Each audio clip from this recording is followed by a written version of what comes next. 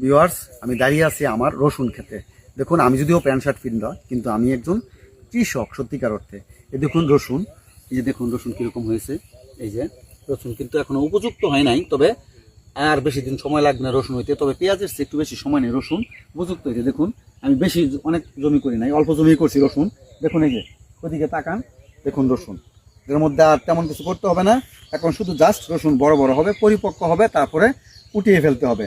আমাদের এই এলাকাতে রসুন স্বভাবত বেশি করা হয় না, অল্প পরিমাণে রসুন করা হয়, কিন্তু এই জন্য সবাই আর করেও না, সচরাচর খুব দেখবেনই না। কিন্তু আমি একমাত্র কৃষক রসুন। এদিকে দেখুন, আমার ওইদিকে পেঁয়াজ ক্ষেত আছে, কালি হয়ে গেছে পেঁয়াজ কিছুদিন পরে উঠাবো, মজে গেছে প্রায়।